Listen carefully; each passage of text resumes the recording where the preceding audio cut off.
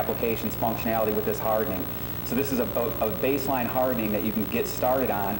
Kind of, sometimes in companies it's very hard to have people allow you, they don't want you to do hardening because they're worried about everything breaking. This is a way to kind of ease into it and say, here's a good base amount of hardening. 80% of everything in any environment you run into is going to survive this, and then you can take it and further tune it from there. So everything's posted up on the website. The other thing about the scripts is there's some assembly required. What they are basically is they started out a long time ago. Right now they're batch files. You have to go get the binaries yourselves and the resource kits.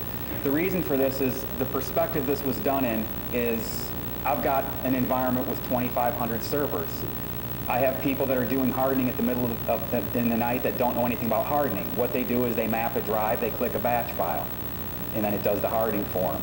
As they're building servers, a new server gets built at the end of the build process, so it ships out hardened. They build it, we have the patches slipstreamed into the build, they double-click a batch file, reboot, and done. By the time that the server gets put into production, it's already hardened. So, and of course, obviously, when you're using batch files, the command interpreter is available. So this started out in NT4. We just kept them for 2000. We may eventually throw in some SCE templates. You know, I'm working on some of those. There are some things that the scripts do that the templates cannot do, and I'll point those out. Not many, just a few fine points. Why harden hosts? Because as we all know, the default install leaves too much stuff on there that you're not using. Just trying to get to that deny all by default. Worms. Now some of the newer worms, obviously with the RPC ones and Slammer, the good old MSDE fund, a lot of times now you do have to patch for worms, but I'll tell you, for those of you that, if you've seen the checklists out there for years, all the web servers I put in prior to CodeRead and NIMDA, none of them were patched, none of them got hit. Because if you install IIS with everything stripped out of it from day one, those two had zero effect. And another thing too with hardening, sometimes for worms, the recent vulnerability came out with the messenger service. Okay, I haven't found anything that uses messenger service, so I already had it killed company-wide. Then what we did is we just took a VB script, had it crawl through our class B, and if it found it, it would just stop it and disable it. So instead of having all the admins stay in for the weekend patching, we were all home drinking beers. And we'll just take our time and go through a normal test cycle for patching. The other thing is a lot of stuff I gear towards the enterprise. So just assume when I'm talking, I'm speaking to an environment of 300 applications, at least 150 of them custom. You're talking 2,500 servers, 70,000 workstations. That's the perspective. I'm always worried about scaling. Obviously, when you go down into smaller environments, then you can put more hardening in. When you get out of mixed mode, when corporate America will do that, I don't know. We figure we're going to be in mixed mode where I'm at now probably for, what, 3 years? I mean, there's probably NT4 domains we won't even find until we try moving everyone into Active Directory. So these do account for that.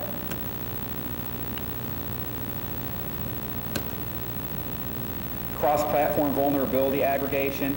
I've had where I'd gotten an email from someone overseas saying one of my servers was infected. It was actually a Unix box with SadMind hitting something of mine. You want to make sure that all your platforms are hardened, and anything that's left open can also be used to get into another platform. So basically what I've done for simplicity's sake is break it down into 4 different kinds of servers. When you go into an AD environment, you're going to have different categories, typically more categories and more OUs, because you want to separate your servers by application function. That's so you can put different GPOs in to adjust your baseline hardening specific to that container. But basically you've got member servers, domain controllers, web servers, and terminal servers. And for terminal servers, I always specify, I'm not talking the admin terminal servers. In that checklist, we're talking people that are using terminal server or hopefully terminal server with Citrix. And they're a little bit different. I don't cover that today. There's just difference in file system ACLs. You got to do a lot more of it when you're doing terminal server. The other one that people sometimes forget is if you harden all your servers the same, when anyone logs on to a terminal server, even if they're using Citrix, all users must be able to read command.exe. They have to have RX on it. Why? Because the user logon.cmd that runs in the background uses that. So it's real easy to inadvertently harden something. There you go, now all your terminal servers are down. Especially, the other thing, keep in mind too, these were developed. I've been in a lot of environments, both as a consultant and internal. A lot of my buddies have used these checklists. a lot of the times, these are for the worst case scenario. You're going in after the fact. The environment exists. When I came to my current gig, they said, can you leave, we don't want you breaking half the environment. So I got, bold and said, no problem, right on the interview. I'm like, 80-20 rule is what I live by. I'll throw this stuff on 2,000 servers, and I guarantee you 80% of them will live. Actually, like I said, I've only killed a few. And, there's only so much you can account for with all the custom applications and some of the third-party ones out there. Here's a good one that you don't want to learn the hard way. This is both if you're a consultant and if you're internal working with the development group. Step one, reboot the server. If you do not reboot the server before you start hardening it, you do not know if it's the hardening that broke it. And take this a step further, service packs and hot fixes. Trust me, we have thousands of servers we patch, and I know what it means, but we always reboot them because we're in an environment, especially the dev environments for some of our BUs. They might have delivered code at 2 a.m. We come in, put the patch on at 3 a.m. Server's dead. It's our fault. No. You don't want to learn this one the hard way. You reboot it. You're starting from a known good. Now I know what broke it. Me. And the other thing I always tell people, I want to know if it's me because, yeah, I'll cop to it and I'll figure out what happened. One of the things I use, how do I sell business units where they're like, we don't want you to harden stuff. It might break stuff and it's going to take too long to undo it. Pretty bold claim for me, which I've met where I'm at. If my hardening breaks something, because there's not a whole lot to hardening, you'll see, I'm going to figure it out pretty quick. Matter of fact, I always figure it out within an hour. I make it my point. I know exactly what I'm doing to your system. I know a little bit about your applications. It builds confidence. Right now, no one's afraid to work with Derek on hardening their systems anymore. So and it took months to do that. The hardening a system, the hardest part is the sales cycle of being allowed to harden the system. Just starting into here in the checklist, indexing service, even if you stop and disable it, it still puts those nasty little catalogs. Just go ahead and delete them. I have not found a good way to automate this yet. If you're on a web server, it does the inet pub in addition to the root of the system drive, which is just not sure why it does that. So I've always gotten into the habit of doing this. The combination of the scripting here plus the manual stuff, or if you want to do an SCE template plus the manual stuff, hardening systems for a baseline hardening where you're not really tweaking super fine, baseline hardening, 5 minutes box. You know what takes longer? The reboot. Sizes, sometimes the screensaver one's arbitrary. I'm probably going to take them all down to 5 minutes just to be irate. Funny thing, I have a lot of people that actually change the timeouts on me again, so I'm trying to work on a way to make it so even as administrator you have to take ownership of several registry keys, etc., and turn this back. Because for some reason everyone just keeps flipping it back. They want to leave the screen open all day as they're working on it, which I don't like. Log sizes, I am going to increase in a future version. Just food for thought. If you do not have syslog software, and especially if you're doing AD, you're probably going to end up with 100 meg log files. Now, at first you might think, okay, if you have to open those up over a WAN link for troubleshooting or whatever, you're in trouble. Now, you can TSC into the system. Most people do use admin TSC, so you're opening it locally. The other thing is, last logon time. If you don't have syslog and HR still wants to be able to show true last logon time, you're going to need more logs, so you're going to have to eat up the space. I mean, that's all you can really do. Syslogging is very expensive. If you use something like a TNT for 2,000 servers, yeah, that's over $250,000 in software. What's your chances of getting that through the budget nowadays? Or even in good times, actually. So you can do some custom homegrown solutions. The other one that I like is the Event Home MB from the Security Ops Guide. Is a great way to search event logs for specific things. Account lockouts, excessive lockouts. The other one the scripts won't do is to just create a new administrator. You rename the default one. Yes, I know it's the RID 500. Yes, it's easy for anyone to figure it out. But you know what? For automated attacks, it's going to go against administrator. It might give you some advance notice. Board users that are trying to break in and guess their way in, it has its uses. In a very big environment, do you really monitor for the lockouts? Typically not. It depends on what you have time for. The example I have too, when you first move to this, your own admins who now have to log on as themselves every time so you can track what's happening on all the systems by user, right? So they can't use the local admin anymore, okay? You rename the account and you change the password and secure it in like an encrypted password database. The admin's going to be locked out for the first month after you do that, depending on your environment. Where I'm at nationwide, there's at least 40, 50 admins. across the multiple domains. As you can imagine, I just left it locked down like whatever. I didn't even check it for the first month or two because I knew it was my own people forgetting they're used to logging on as admin. The local admin passwords. There's a lot you can do, and you really got to measure what do you have time to do, what do you have time to support, how big is your environment. Typically, if you have a separate internet-facing domain versus some of your internals domains in Forest, whenever I say domain, assume Forest. Okay, Forest is the security boundary, domain's not. Sometimes I use the old NT4 technology, but if you have separate forests, you might want different naming convention. And obviously, if the local administrator password is the same on all systems, then you root one, you get them all.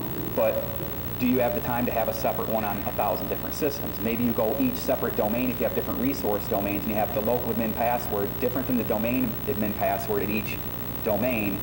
Split it up that way. You've got to make it manageable. There's no, I'm not going to give a blanket statement and say do it this way. You're going to have to fit that to your environment.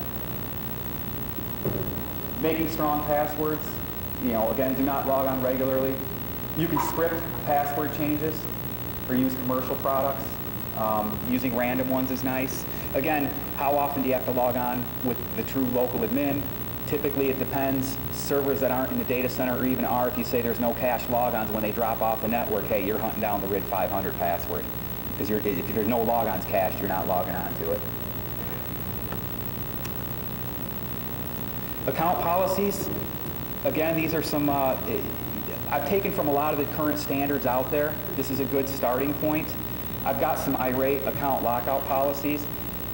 First, I'll hit the complexity requirements. Remember, at the domain level, if you have mainframes, 10 flavors of Unix, you have all these different systems, you are going to be forced into the lowest common denominator. If you have password synchronization software, you're going to meet your weakest password for this stuff. You're going to be forced into this whether you like it or not. Keep this in mind. You're only forced into this at the domain level. So my advice there is get hardcore on the local accounts. Remember, you have that local SAM on every server. Make those require complexity if you can't do it on the domain. Just because you lost the battle on the domain doesn't mean you have to lose it on all the local servers. That also makes people that are using service accounts where you have a domain user account and then they give it the privileges they need for their applications. Typically, they just throw it in the admins group, which is a bad thing, but then the complexity is enforced with that account at the local level. Some of them use local accounts. Some software has to have it local on the machine, so it helps. Every little bit helps on that. Account lockout policy, sometimes you might set it so they stay locked out forever, depending. If you have password reset software, a lot of companies put that in because, you know what, if I can show you, which where I'm at, by the way, I can, of $150,000 a year lost on help desk calls for password resets. Okay, 70,000 users, it's not hard to do. It's not hard to justify having the password reset in the environment. Well, at that point, why not make my stuff really irate? I'll just lock it out forever, right? Because they can reset their own password with password reset software. Auditing is fun. The settings in the top there, I have found to be safe. I've never had to alter from that block up here. I've been able to keep everything pretty much in the world with that generic level of auditing and not kill the system through performance. The only ones that get difference, print servers and proxy servers, put success on there and success on there and your logs will be useless. The bigger the environment, the more useless they'll get very quickly, even if they're hundreds of megs. I did this on purpose for a day or so just to show how bad it was when we were putting our standards in place. They're like, why can't you do that everywhere? Well, here, I'll just show you. It does make them worthless. There's just too many entries of normal stuff. Some of the ones in bold are where I change and depart from the defaults. Access this computer from network. This is just, again, changes where I strip out if compared to the defaults. Here's a new right that was put in with SP4 on Windows 2000. They had those two new rights. They might affect some of your applications. A lot of these are just basically taking out groups like power users or everyone, replacing it with authenticated users. Again, this is, sometimes you might say access computer from the network, you want to get more irate, etc. Again, keep in mind, 80-20 rule, pre-existing environments, this is a starting point. This will get you hardening where you're not killing half the company's productivity, and then you can take it to the next level. Impersonate a client after authentication. That's one where you might have to use that and give that right to some of the service accounts for some of your existing applications. That was one where you do SP4 and it's like, oh my God, my application broke. Okay, you guys do an impersonation? Just start there because you might be able to fix it in 5 minutes versus rolling back to SP3 and having to maintain another server image with SP3. Log on locally. See that? No need for that. Sometimes some applications are written to where you might have to put a group in to have them have to log on locally, right, for some unknown reason. I ran into it once way back when in the NT4 days. I just made a custom group. Obviously with this one, log on locally too, some of you might be saying, I'll just hit that one. Well, if it's an application terminal server, they got to be able to log on locally if you're doing published desktops, because you're not running Citrix or whatever. You make a global group, only give the people access to the farm through that. By the way, that same global group that you use to control this access in the Citrix terminal server environment, that's where you lock down the RDP protocol as well to that global group, and you access this computer from network, and you take the authenticated users out on that one, on your terminal server in Citrix farms. Basically, what you have is if you're not in a certain group, not only can you not log on, you can't even hit it over the network. So if you don't have a reason to be on the server farms, the Citrix farms, or whether it's just terminal server running the applications, you're not hitting the box. Just normal stuff. I don't really strip out backup operators, even though I don't really use the group. I've never, again, a lot of times too, I disturb as little as possible on the baseline. Here's a fun one. Restrict anonymous, setting it to do not allow enumeration. There's 3 settings, 0, 1, and 2. Setting 2 breaks a lot. I'll cover that in a slide coming up. That's why that one's in red. Mixed mode, send LM and NTLM. Use NTLM2 if you can negotiate it. Fine. Who requires NTLM at this point? Anybody have any Windows 2000 clusters? Guess what? They need NTLM. And again, this is all, you'll notice these settings, they're mixed mode friendly. This one's interesting. Number of logons to cache means if the server drops off the network, you have to get the local admin password to log on. If you have a data center with 600 servers sitting in there, okay, yes, you can never absolutely guarantee physical security, but seriously, if it's in a data center, you might find you're going to have more downtime of people looking for the RID 500 password or getting to the one person that has the keys to the safe with, you know, the envelope with the passwords in it, or the one person to get the encryption software into the encrypted database to get the password for the local, you know, admin for that server. Okay, if it just costs you an extra 2 hours downtime on a mission critical app, you might want to put caching back on up to the default of 10 logons for your data center servers. You know, it just depends on the environment again. So these I do generic. An interesting one is recovery console. I have mixed feelings on that. In some environments, I do make it so that recovery console can be used. Keep in mind, recovery console, even if you install it, you have to know the local admin password. Someone's going to hack you through recovery console, they already have the admin password. So why would they use recovery console to hack you? You can boot it off a CD, take a 2003 CD, go up to a 2003 or 2000 server, okay? You can do the recovery console off a CD, but you have to know the local admin password. Well, it's game over at that point. Trying to balance, you know, my background is admin. Balance functionality. The admins still got to do their job, although there are some points where I just say, forget it, you guys can hate me anyway. And some of them do. I mean, some of the times I have to make their job kind of a pain. This one, unsigned driver, setting it to warn, makes that pop-up come up. If you're using stuff like SMS or something like that to deploy MSIs out remotely, you're going to have to flip this back a lot of times to none. So if you don't have group policy, warning, you put this on everywhere, you're going to make deploying software pretty difficult. So now with group policy, again, you just use a GPO real quick to flip them back again.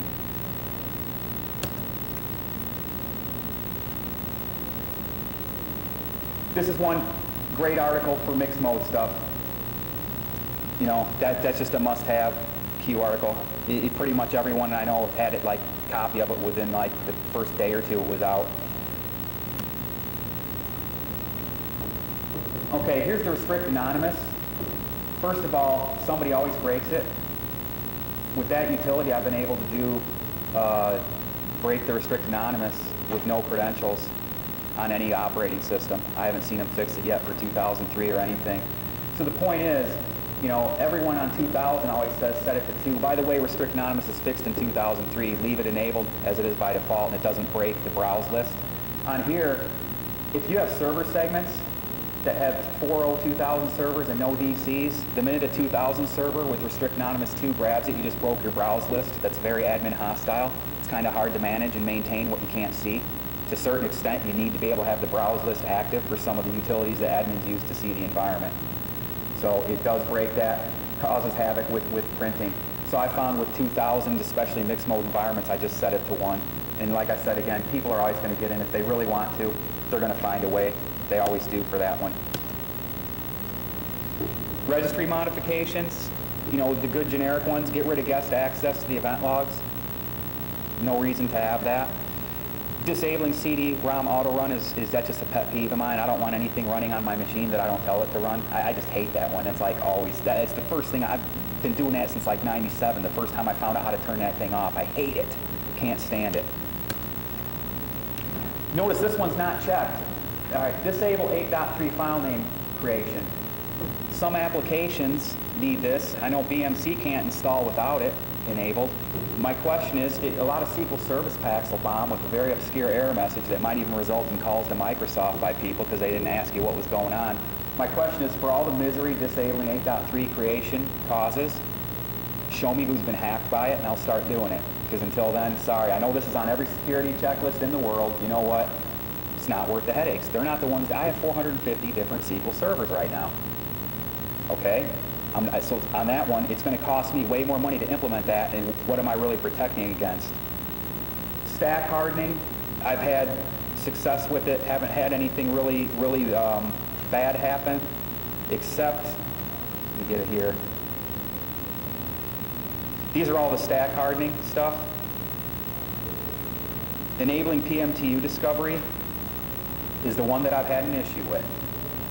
The reason for that is, makes the MTU size 576, right? Guess what?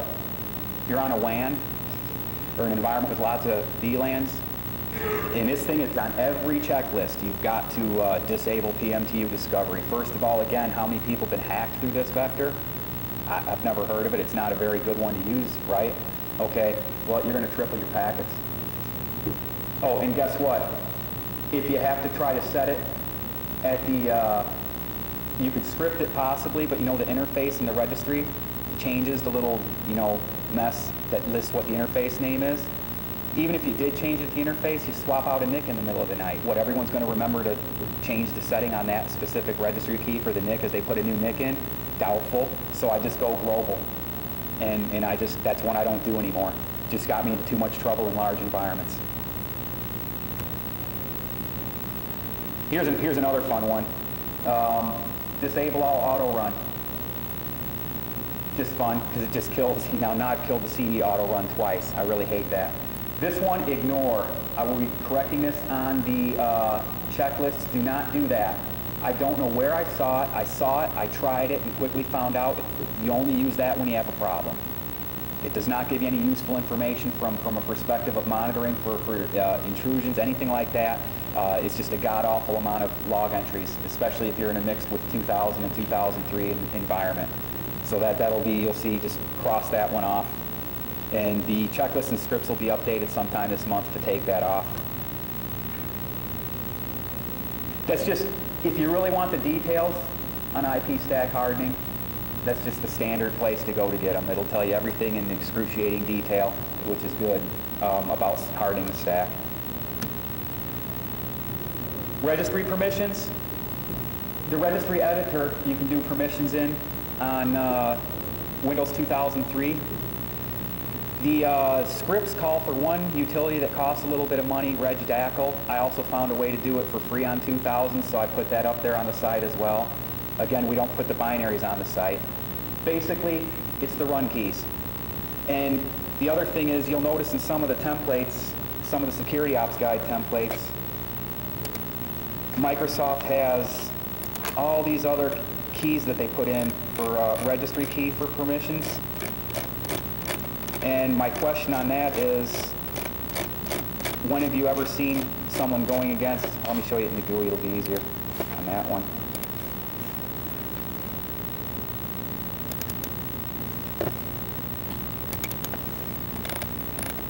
I will eventually try to get more of these in there, but except for the run keys, I've never really seen any exploits using a lot of this stuff. It is all cleaned up apparently in 2003 because even the run keys are secured properly in 2003 by default. So I'm not sure what the benefit is of going back through large environments and applying all of these. I'll probably eventually try it anyway and put the feedback up on the site. It's just when I first did this, again, coming from the 4.0 world, my main concern was, you know, run keys. And the RPC key seems to be, and I have not been able to track this fully, but it appears that one of the service packs covered that one and actually set it down to admin and system. Again, everything on these are done by default on Windows 2003. So 2003, you can focus on more important things than the registry and the file system for hardening. File system's a tough one. This is where you break the most stuff, undoubtedly. As you're fitting into different environments, that's why you'll see a lot of people say, well, geez, these are just like, there's not much there. Correct. Because when you really start messing with the file permissions, you're going to break a lot of your custom and third-party apps. You have to have a good knowledge of the applications to really develop good file system access controls for that. You can see on some of the web ones, if it's a web server, you can set explicitly no access for the web accounts. This they have not addressed in 2003 yet. You still need to use passprop on 2003. You still need to use it on XP. What does it do? Makes it so the RID 500 can be locked out over the wire. It cannot ever be locked out locally, so don't worry about that. You're going to be able to get back into your system to do what you need to do, but over the wire it enables account lockout. Not sure why they haven't put that in yet. It just seems, and I found the latest version of the executable, like I said, it works on 2003, it works on XP. So, this is just something I put into the scripting. What I do in my environment is I tag my own registry key, and wherever I'm at currently, I modify it. You'll see in the scripts on the site, you modify the company name. What it is now I can run a VB script through my environment, and I can tell who's complying to hardening or not. I can build it in this custom check to anything like a retina or a land guard. It can help with troubleshooting too. Was the system hardened and when? Basically what it does is it goes through and grabs who hardened the system and when and just writes it into the registry. So just good to have information, and what we found over time is as we do other just generic maintenance or whatever, we start writing to that custom registry key, so it gives us information about systems right away.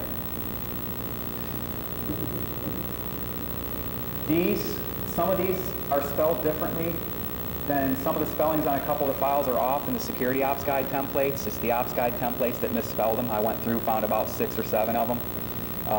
Basically just acting the utilities. No one should need to use these. Their service accounts for custom applications should not need to use these. These are pretty much, you put the ACLs on for a local admin and system and be done with it.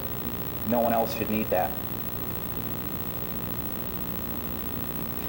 The Windows 2003, you'll just see more of them listed, and the scripts cover them. Obviously, installing the latest service packs and hotfixes, you want to slipstream them into your build. And part of hardening nowadays, with the new worms coming out, obviously staying on top of service packs as well as AV and stuff. Here's the one where we get to different services. The ones in bold are ones, again, 80-20 rule. I've turned these off all over the place. I haven't had issues with this. If someone really needs indexing service, they'll know it. You don't find many of those. The rest of these just haven't really found a need for them. Obviously, when you have servers that have boards on it that are serving up, faxing and stuff, there's little differences. This is just a good baseline for most of this stuff. And there's actually that much. You notice I killed a run as server on the server. I'm just kind of a paranoid freak by nature, and I'm not confident. Yeah, I leave it on the workstations for the admins to do run as for the tools to hit their workstations. On the server, I figure what they're doing, they have authority for, and the service accounts have the appropriate authority for the applications, which is as little as possible. So, and you'll notice in 2003, a lot of the ones on this list, there's, most of these are disabled by default on 2003. So that was definitely a change. Sure. Oh, they're not on compact servers? I just had found and had a lot of people emailing me that, for some reason, when you're running compact servers, you end up having to have that service running. And if you try to stop it, it'll just start it again on you in some cases. And I just found it to be quirky. Everyone that's written back to me or that I know that uses Compact, we've all found we had to keep that running. Oh yeah, remote registry service and task scheduler. Forgot about that one real quick. Update software uses that. Update software like Update Expert and all the other ones like that. A lot of deployment packages use it. Admins use remote registry. Here's this one, remote registry service. When Blaster hit, we're running a VB script to find out who has what on their system and who has MSDE. Some of the stuff, again, you got to balance admin functionality versus security. Now the good news is when you're in AD, you can start to set permissions on these services through GPO within Active Directory. So that helps. You can at least tie it down a bit. But yeah, we found there's a lot of update packages and just deployment packages in general that need remote registry and task scheduler. And I know task scheduler is a big one on everyone's hit list to get rid of. But the reality is, if I'm using a program that's going to patch, 2,000 servers in 2 nights to get it covered for the latest vuln, guess what? I'm leaving them because I need to get my servers patched in a timely fashion. So, Telnet, I don't know why they ever put in to Microsoft, but here's an interesting one. OS2 POSIX subsystem removal costs you a couple of reboots. Everyone recommends to do it.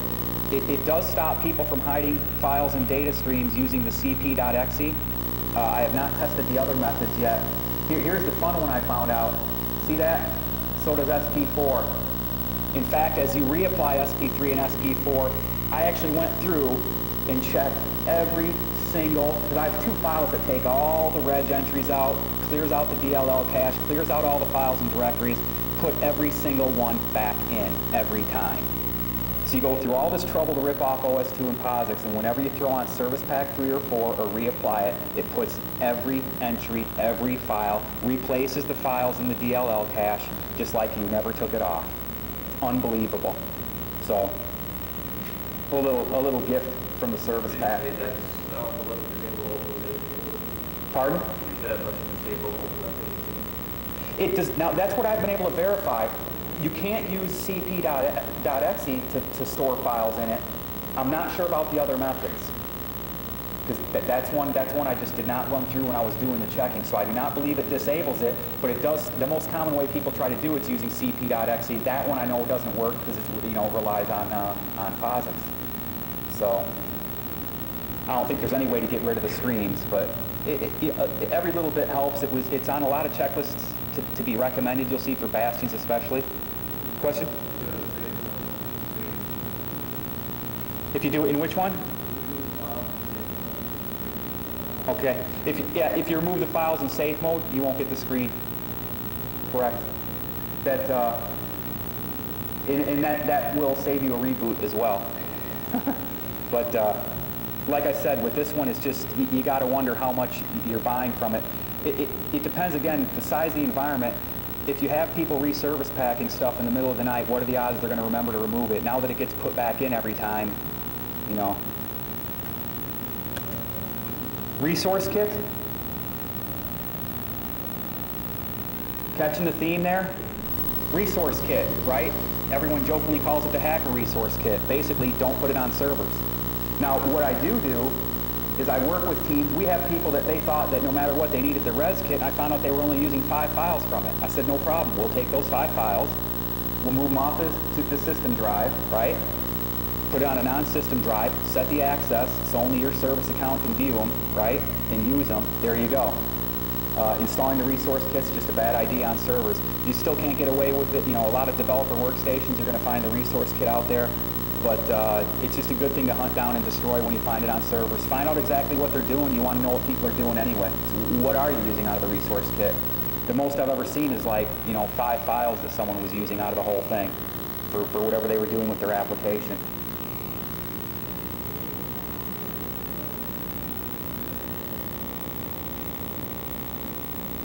Other items, and this is again where I said you're starting with a baseline. You can use IP filtering, consider the use of IPsec. A lot of that's, again, environmental specific. It can get very complex very quickly, so you've got to pay a lot of attention to the design, how you're going to do that. AV Nowadays in the modern world, for the past few years, it doesn't take a lot of system resources. If you have most products that have centralized consoles, you can make global exclusions for log directories for, like, say, if you're running Exchange for the log files, database servers for the log files. Typically you can put them in, you end up putting them in twice, once for command line scan usage and once for the on-demand. Most of the companies, agents, are very good at ignoring what's not there, so you can actually just put up all of your exclusions once globally through your console if you have a console to manage the AV. Because again, nowadays, I mean, you need the AV running there, you need to stay on top of the patching as best you can. That's just, you know, you got that's almost part of the patching. But I always say, you know, you have hardening. You have hardening, patch management, vulnerability management.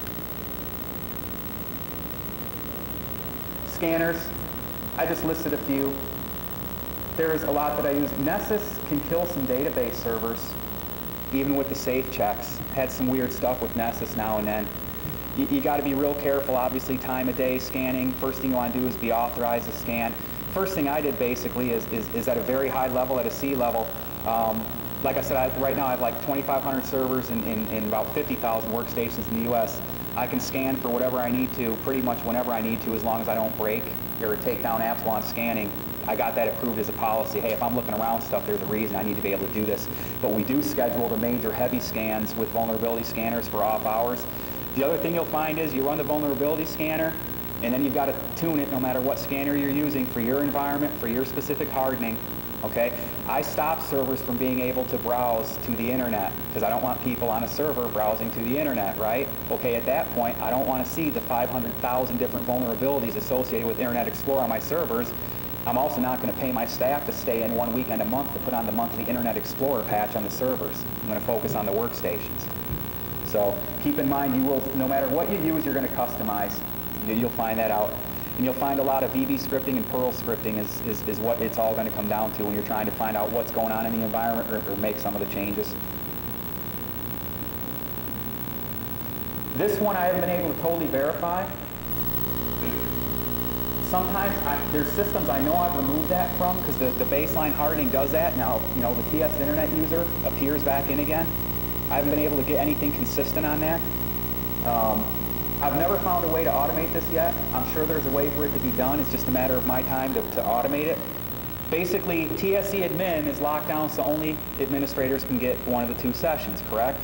But you might want to set some of the other timeouts. See the idle session limit of 1 day? People ding me on that all the time. I have admins that might be working on a server on and off all during the day and they want a TSE session open. The other thing I educate them on is when you're in a TSE session, Control-Alt-N locks the screen. So you can still lock the screen from within that terminal server session. Now they call it remote desktop. Personally, I'm old-fashioned. I like the old 2000 tool better than the new one. I think it's ugly, but... and that's basically, I just make the settings irate. Some of these settings don't come into play because it's admin mode. It doesn't matter. Well, what if an admin inadvertently flips it to application mode? You know, you've got to account for human error. You've got to account for the fact that just because you can have the best standards, checklists, policies, procedures, you know, you can have stuff where you can even have people that they're going to get fired left and right if they make mistakes. Guess what? The human factor's there, mistakes are going to be made. So we are, you know, I try to account for some of that stuff in the baseline hardening here. Logging. I have not had this eat up my event logs, and it does come in handy because then I know when someone connected in through TSE to the server, because I want to know who was where doing what. Especially if you don't have a lot of change control, or you have servers where certain business units might have their own servers, or people have groups of servers they're responsible for, then they call you in after everything's completely blown up. You want to find out what happened. So this also helps not only from troubleshooting security issues, but just in general, who was doing what to the system, just accountability for what happened.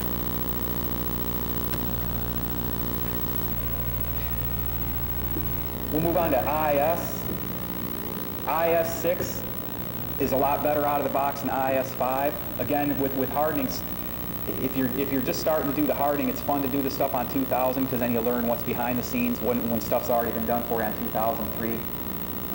These are all unchecked for some reason. They're in the scripts. I've not found any degradation in performance by doing these at this point in time, any of these on here.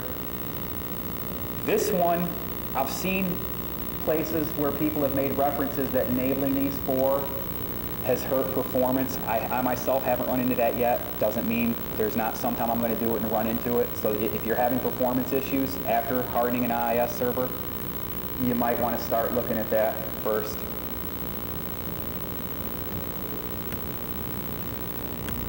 Okay. You got to customize the IIS for each different app.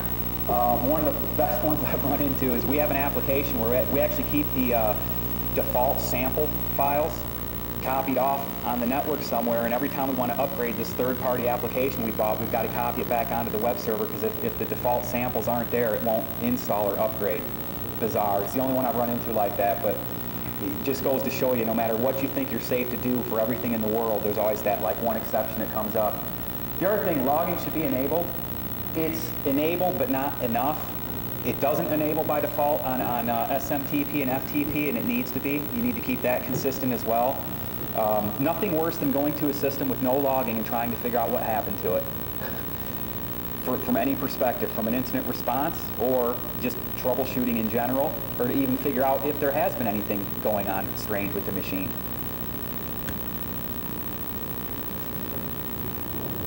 This is way old for as far as how to move this stuff manually. Obviously with IIS 6, you can just right-click, export stuff, move it around, from one metabase to the other on different systems. It does work very well. This is just a way to move it. Again, if we're talking about here, this is designed also if you're walking into a pre-existing environment. A lot of people out there, for some reason, probably because it's the defaults, used to put their web roots on the system partition. Regardless of technology, I don't care if it's Linux and Apache, whatever it is, web roots do not go on the system partition, period. You don't put your FTP stuff there. Now, some of the software with Microsoft has to live in the system, but you don't put the root there. Once you move it off, right, all the directory traversal attacks are gone, right? This is one where it's a generic recommendation. Separate your files into different directories. Put the access controls on them. Great if you can get in on the beginning of a project to influence its development. Very rarely have I ever been able to retrofit this to an existing application. In fact, I've never been able to do it yet. I usually get told to take a hike. Don't worry about it, we're patching our stuff. Very hard to put in after the fact. The caution statement here, when a folder has both write and execute, they can upload it. If 2 virtual folders are mapped to the same physical folder and one has write and the other has execute, they can still upload it. As you're looking through websites, again, it depends on ownership. Sometimes you have the benefit where there's certain servers that you own and you have done all the configuration yourself. Sometimes you have to turn over the web servers to departments that they load up their own custom applications or third-party applications. That's the kind of stuff you really want to look at when you're examining the server and find out what's installed where and why. Does it have to be there? A lot of vendors ship stuff out that dump it into the default website. You don't want to do that. Also, nowadays, what I've switched to for security purposes, I not deleting the default website, I just stop it. Just leave it there, stop it. It'll stay stopped through all the reboots. If you delete it, then the next one that gets bound first is the default website now anyway. So I just, leave it stopped, and I don't let people install their applications there. I've had applications where they would have 2 applications that both dumped in the default directory. You don't even know what's where on that server anymore. It's just a bunch of stuff dumped into the default website. Some of the ones in bold are where I just add, I want more information. I have not seen this kill performance yet, okay? And we put the logging in all over the place. Even when we run into places where in a company, due to politics, whatever, we cannot get the hardening implemented right away. This system's been the way it is. It makes us $10 million a day. Leave it alone. It's like, well, you know what? At the minimum, you got to let us do this. And they typically don't argue, because no matter what, at least then I know what's going on. So the logging, if anything else, get the logging in there, because you're going to use it the first time you respond to an incident on one of them systems, guaranteed. You're going to be glad it's there. Just like the auditing on the system itself. If nothing else, when people are trying, really, you're getting a hard press, say, well, we have to enable auditing everywhere, per the standard.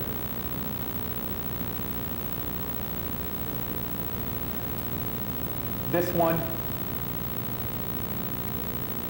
is just a generic one to do. I've never had it do any damage. It just helps make it so people can't get the names as much. I'm not sure how much natting people do through firewalls anymore. I mean, as far as if you nat the address, you know, you're getting through on port 80 to that box anyway. I'm not sure what the buy is. I mean, natting can get to be more expensive administratively, and there can be performance issues depending on what you have for equipment that you're doing the natting with. I mean, the reality is port 80 is open to www.whatever.com. The public versus having it private name. I mean, they're still getting the same functionality. They're still going to do an injection through your app if your developers don't have checking in their applications good. So this one is remove the sample apps in the IIS, samples, admins, printers. This is pretty generic stuff. You'll see it on pretty much everyone. Like I said, I run into that one, so I now can never say always. You know, the words always and never are very dangerous to say. So I actually ran into that one cheesy application that looks for this stuff. Unbelievable. And again, the batch files will do this. Yeah, here's a good one.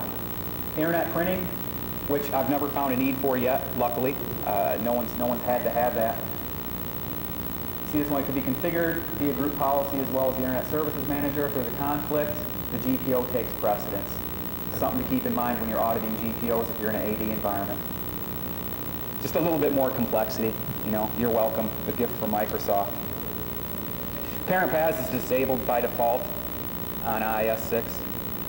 I haven't had to have that one kept around either, luckily. Here's the ones where, way back when, if you were doing this stuff, way before the code red and NIM to hit, a lot of this stuff between having it on a non-system partition and those worms were never a factor. Now, you might say, how do you sit down with the developer and figure out what they need and what they don't need? It's pretty simple. You guys use an HTR? What's that? Okay, take that mapping out. And that's usually a good way to start. Good starting point. Very few things use the common mappings like that. Even the database connector, you'd think a lot of people use it. I've ripped that out all over the place and no one's really been using it. They create their connections other ways within the programs.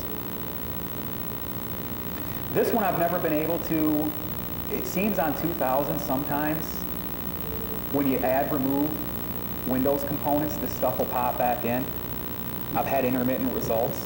I know I've seen it happen, and then other systems I've added and removed components and it hasn't happened. But, and I've had other reports from people, you know, feedback through the website saying, yeah, you know, my mappings came back in, I don't know why. I'm like, did you go through add, remove? You know, so.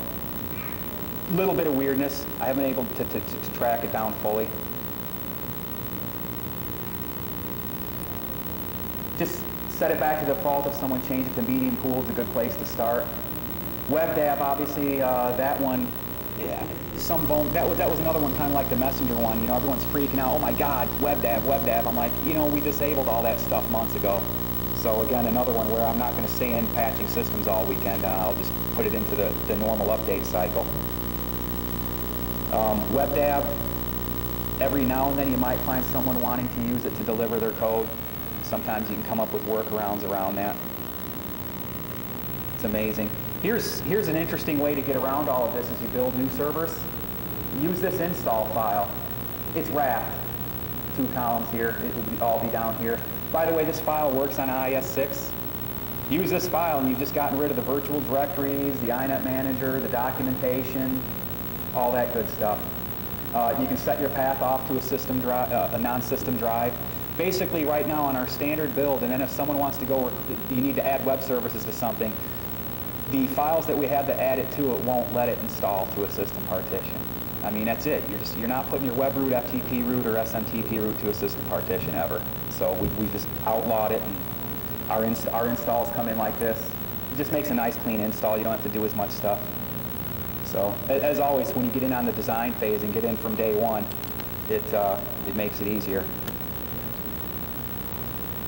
Never found anyone that had to use these. This is way outdated. I forgot to update that. I always space that one. We're on the MDAC 2.8 now. Bring up a good point about this. For those of you that have large environments, MDAC upgrades kill a lot of stuff. If you install MDAC 2.8, there is no rollback. You must rebuild the system completely to what it was the 5 minutes before you pulled the trigger on upgrading to MDAC 2.8. I've got teams in-house where I know they're planning to move from 2.6 to 2.8 in the next release of their code. Until then, guess what? They're an exemption to putting that patch on. Because one just came out. Watch yourself with MDAC. You just start running around. Hey, we got to upgrade MDAC right now. Oh, vulnerability. First of all, the one that just came out from Microsoft was listed as important, not critical. Doesn't really look to be that much wormable at this point. You know, you got to watch yourselves on that. And that was one other point too for these checklists. Dev boxes, QA boxes, prod boxes, they're all on the wire. That makes them all potential worm food. So I do not ease up on development boxes because they need creativity. You know, they need to have their boxes wide open while they're developing for creativity. No, they don't develop with SA privileges on databases, and they also, I don't harden development systems any less. Which is another point too, when you're looking at hardening, a lot of times people focus the efforts on the perimeter. If you have thousands of users that are connecting in through VPNs off of home, you know, DSLs, cable modems, etc., at that point, what is the perimeter network versus not? Are your internal hosts easier to get to through one of the weaker endpoints? You know, so food for thought. Pretty much my baseline goes all over the place, and I just try to harden everything as much as possible. I don't make a whole lot of distinction between internet-facing and non, because again, with the amount of remote usage going on in companies today, and different connections into the network. So these are pretty generic. Again, I haven't had this one kill anything. The later versions of MDAC don't even put the samples in there. I'm still working on some generic FTP and SMTP ones. Basically, you know, don't have it be able to relay everything. Set your banners, set your restrictions on sizes, depending on what you're doing. A lot of internal FTP, you're going to be moving a lot more files. I've got people that are moving just gigs of data internally between mainframes and other systems through FTP. So,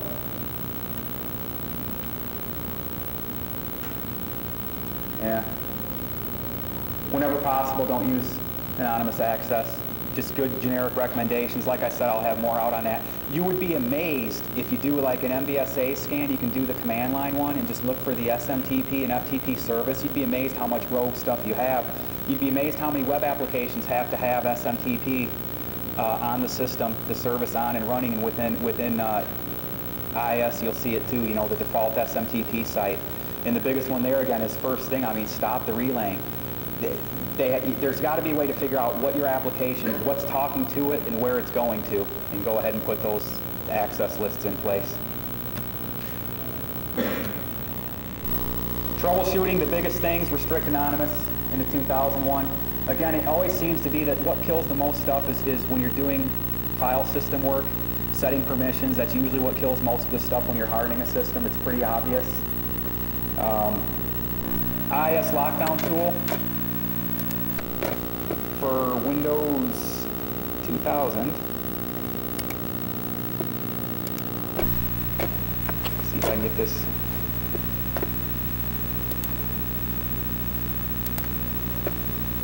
Pretty decent tool. Doesn't do everything you think it does. That's for sure. Okay, some of the stuff was weird. First of all, I always tell people to use the other option, so you can get every option available.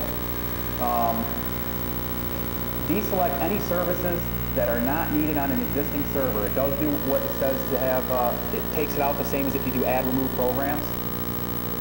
Okay? The interesting one is the backwards GUI. Check this to remove unselected services. Bizarre. It'll take your script mappings out for you, which is kind of cool. Now here's what I found. In some cases it takes the mappings out because they said, okay, we're taking out the mappings but we're leaving the files in directory.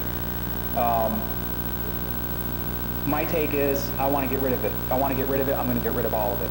And that's why I do the files behind the scenes to take it all out. I don't like the fact that the tool didn't do all of it, and yes, I've already given this feedback. It's actually in the hands of the people that write the tool. Because I'm like, you know what, if you're going to do it, get rid of it all. Interesting one, and I sent this in as well as they had to do like a bug report for this one. The file permission options creates a couple of groups.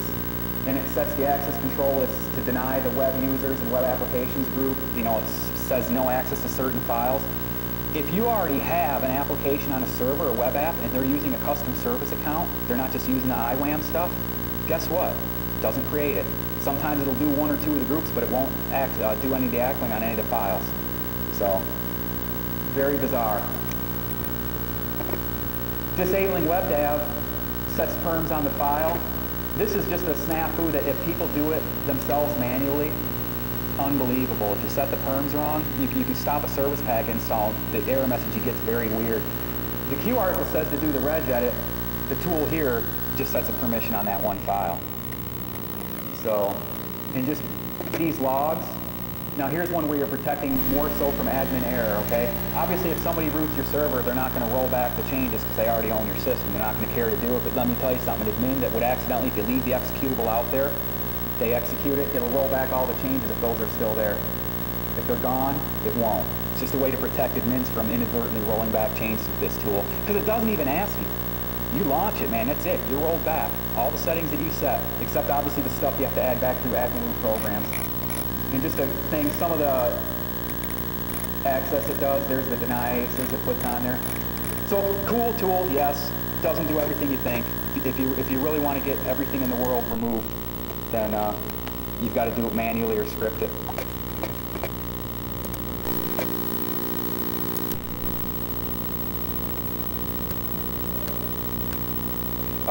With IIS lockdown, you can actually, the Q articles I referred to in there as well on that document, there's ways you can build custom applications for different teams so they can actually go through and run it themselves with a GUI, and it has the name of their application and the settings that you need for it.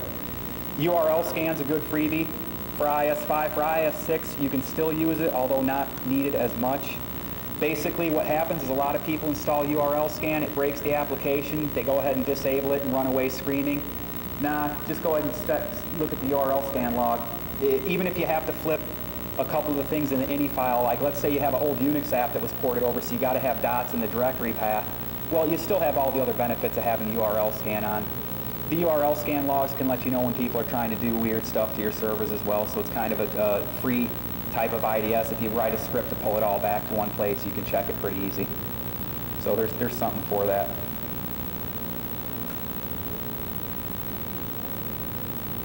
Vulnerability management. Actually, it should be just patch management.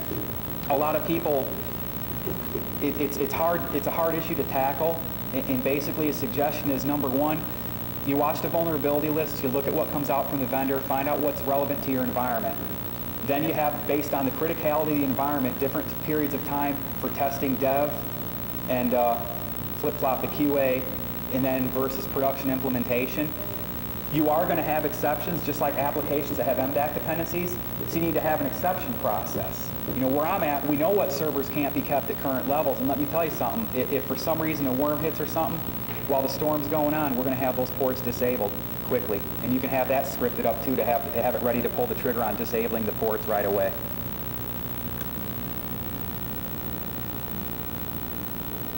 And in the Security Ops Guide, too, they have some cool scripts that can run out and tell you what all your patch levels are. There's a lot of patch management software on the market lately. Again, the stuff's nice to have when you can deploy stuff in emergency fashion. In a normal fashion, it is a lot of work manually just keeping up on people and making sure that they're getting the dev testing done, the QA testing done, and then you can pull the trigger and prod. There's no real good answer. It is a lot of time and effort on patching currently. That's why I say you really got to look at the vulnerabilities. You know, the one that comes out where, what was it? It would, if someone had a system on your network that was simulating a SQL server, and then someone sent a broadcast to it, I mean, look at the likelihood. That right there tells you put that off on a regular update cycle or a moderate update cycle versus critical. For where I'm at now, typically if there's a worm out, critical. Like you're in the middle of something. If the exploit looks like it's wormable, hey, the RPC one, gee, who was surprised by that?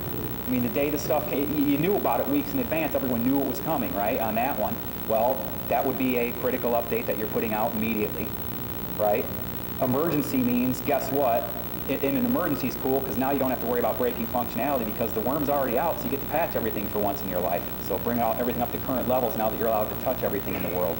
Again, a lot of that's organizational issues, and then you have high high ones that you want to get on quickly, and then there's some that you just generally, you know, it's so low priority or low probability that it's going to do anything, you might wait. You've got enough other stuff going on with the critical updates all the time, you know, go on a regular update cycle. As far as these, the references, this is a lot of where I pulled a lot of these things from, and I stopped listing references a long time ago because I'm kind of lazy on that, I guess, and yeah, pretty much anything that comes out on hardening, I take a tour through and see if I can find something new. The ones in red are some of my favorite ones, and a question I get asked a lot is, it's like, yeah, basically I've read that much stuff because I have no life.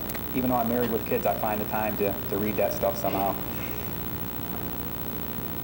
Something real quick on 2003, I wanted to show you on the list here.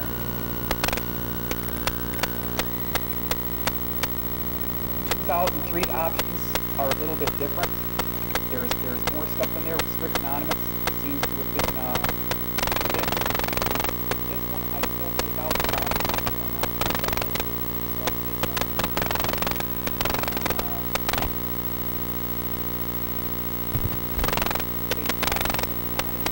Yet I find that entry in about 1 or 2 reg entries from the old 2000 days are still in there. So I just clear that stuff out and hope it gets rid of the positive system.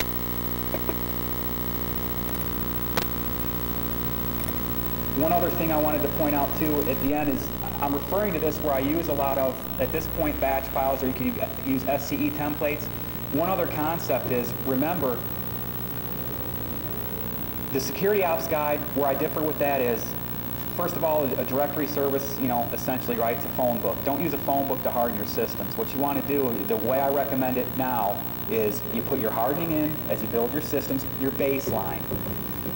Then on your group policy within Active Directory, you put in the group policy that mirrors your baseline, has all those settings, and then you can also further tweak through group policy because it's easier. There's more power, obviously, with setting permissions on services. Basically, you've got 2 scenarios. Scenario 1, an admin builds a server, they forget to harden it, they put it into production, you've got a problem. More so in the NT40 than 2000 with AD because now you know that from group policy, your baseline hardening is still going to be applied. Okay? Second scenario, you've got servers within AD, right? And in the middle of the night or whenever, an admin drags a server to a different OU with no group policy linked to it. Well, if you didn't put in, through whether it's scripting, manual, or SCE templates, hardening at build time, now the system's open because it's sitting in an OU with no group policy linked to it. And the other thing that you'll find too is for troubleshooting group policy, the less you have for servers, especially I know workstations, you can't get around this, the better. I do a lot of containerization by function, block inheritance. The group policy has all the same stuff as the baseline put into it, right? With different adjustments for the application, getting more hardcore as I can. That way, when I'm running GP result, there's only the account policies for the domain, because that's all I do in the default domain policy. I've got one policy I'm troubleshooting for my servers. I don't have 5 or 6 different group policies filtering down to each server. So I do not do what they do in the security ops guide where you have your baseline template and then you have all your other servers below there. It's just an extra level. I've got enough servers and applications. It keeps my structure a little bit flatter, and again, for troubleshooting, it's a lot easier. But that's also definitely, you've got to harden the systems as you build them, and then make sure that the hardening is getting put on through group policy as well. Covers you both ways. Okay. Anybody have any questions on this? Yes? In one of your earlier slides, you mentioned 45 days application on. That's what I saw. Okay, yeah, 45 days. Can you comment on this? I found that, I read this statistic somewhere, that if you force it to change passwords frequently, they will use less secure passwords. The question is, if you force users to change passwords more frequently, they'll use less complex passwords. There's definitely issues with the more often the passwords are changed, they also get written down more. Okay? Users also try to change passwords back to what they were. there's not a lot of good answers as far as how do you enforce complexity, how do you, again, where I said too, in an enterprise too, where you have a lot of different platforms, if you have password synchronization software, you're stuck with the lowest common denominator. That's where it's different for each organization. 45 is a good generic one. A lot of people gig me because they say I should be telling people to do that more often. It's really company specific. Basically, you do want to have password changes. You want to make it so they can't change it back to the last one. You want to educate people as much, but you're right.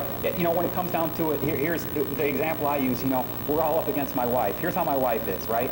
She has a password, which she told me, which I tell her even though I don't work for the same companies, you don't tell me your password, you shouldn't tell anyone, right? Same password she's been using for the last 6 years. She always changes it back to that password. It's a real easy password.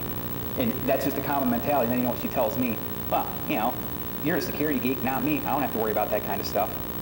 So, I mean, you're going to run into that. There's no good answer on that one. You need to try to set it as tough as you can anyway. You need to try to get people doing the right thing. Now, I'll tell you where I do get hardcore. Admins, my own team, and the people out there that have dev teams on dev systems that have access. There's a more hardcore policy, and we do audit and check for compliance, and there's ways to do that, obviously, with Loft, Crack, and other methods, but I mean, I really get hardcore on the administrative ones, and everyone knows, you know, the word's out, man. If you email a password and Derek finds out, he's going to crucify you. So I really make it a point. It's like, you know, it is a weak point. Just like trying to get stuff, some companies, it's very hard to get them to move from single-factor to two-factor authentication for even like VPNs and stuff. But yeah, there is no good answer. Just try to do the best you can. You know, when in doubt, here's a baseline to start and try to take it a step further and get even more hardening and restrictions in place. And the other thing too, if you have password reset software, it makes it a little easier because at least then when they forget their new complex passwords, they can reset it. And the other thing, of course, password synchronization software, sometimes it's forced on you due to budgets, and sometimes they do IT first, which I myself hate, because why do I want my admins having the same password on every system in the company? How do I know some of those applications aren't sending stuff in the clear? Now I've got my admin passwords going across in the clear because the password they use to log on to the website to check, you know, whatever on the company intranet is the same password they use on NT. So password synchronization does just like single sign-on, single point of compromise. So the other food for thought there is maybe your administrators are the people you don't want using that kind of stuff. Now I don't know about you guys, I've got pretty much a good, you know, 10 or 12 different profiles and passwords that I memorize, and I rotate the stuff periodically. It's all up here. I mean, I'm just used to it. It's just part of the job. If I run into something I haven't logged into in a while out there, I can usually guess it myself within a good 5 minutes, because just I have ways of sequencing. I use different languages mixed in with number schemes that I have, and I just kind of do it that way. I've corrupted a lot of my admins into that methodology now as well. So hope that answered it. You're going to have a hard time sometimes getting policies like that put in place. Sometimes when there's not a change policy in place and you do it and everyone has to change theirs at the same time, wow. So it can be pretty tough. Any other questions?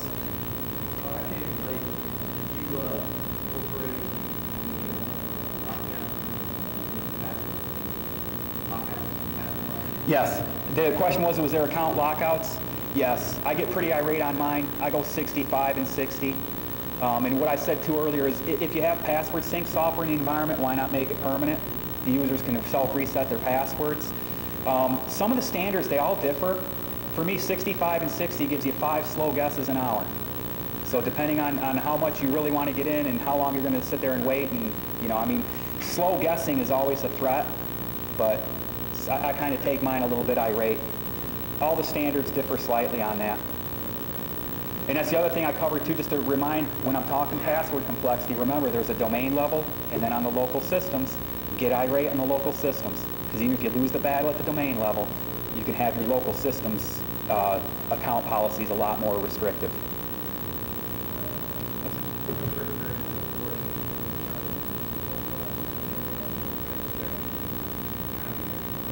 Have not had this used anywhere except English OS.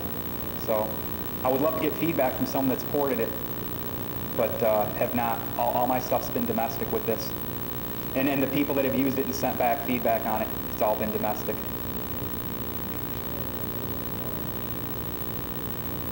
Any other questions? Back to restrict anonymous. Said there over in that extracted set to about, I think you did say that on 2003 extracted to. Yes. But then later on you said they fixed. Oh, no. Okay, yeah, good point. The question was, I said they fixed restrict anonymous. What I meant is you can still use that tool to get into it anonymously. They didn't fix the fact that you can break into it still easily and still enumerate stuff through it. What they fixed is restrict anonymous set all the way, like to the equivalent of a 2 on Windows 2003. So far, we have not found it to break any printing or browser lists. So that's the good thing. Because, I mean, in 2000, you set it to 2. It's like all the problems you have, it's not even worth it. You just throw it to 1. But on 2003, you can set it, and it doesn't seem to cause the same problems.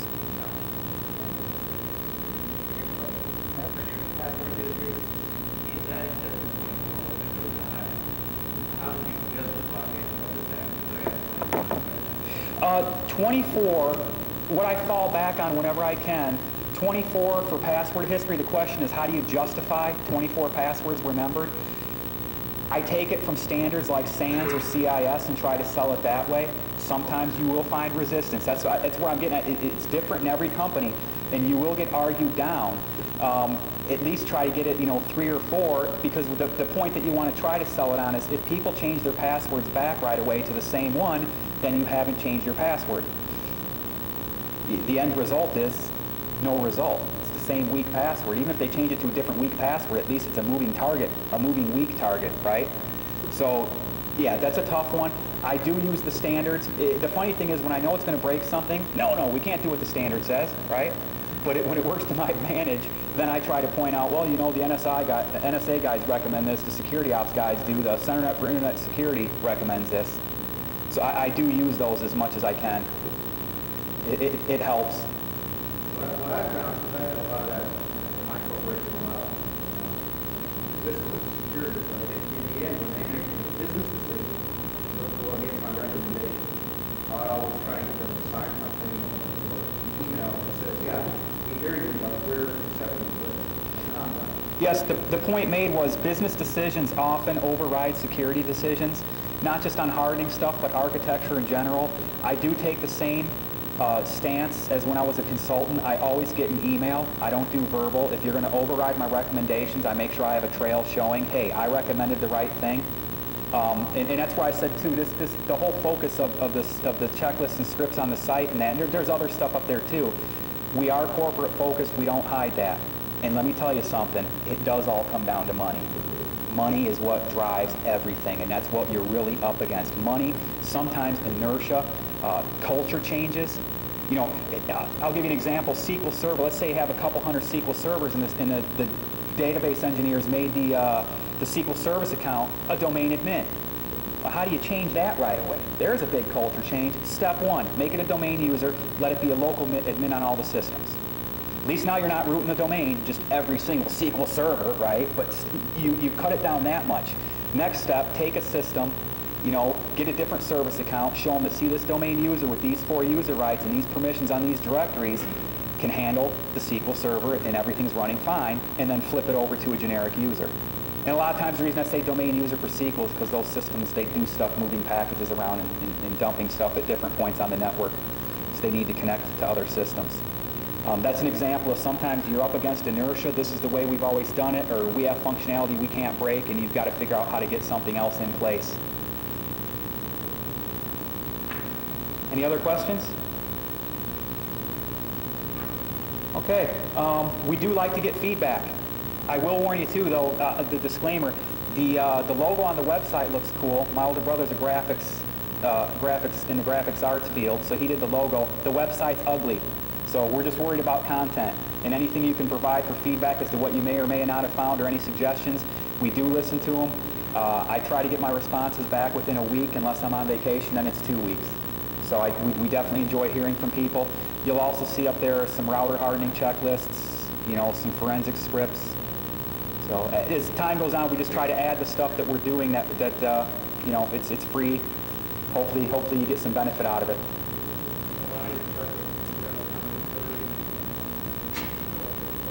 The checklists, I'm getting more and more. The question was, do I have commentary on why I'm doing this on the checklists?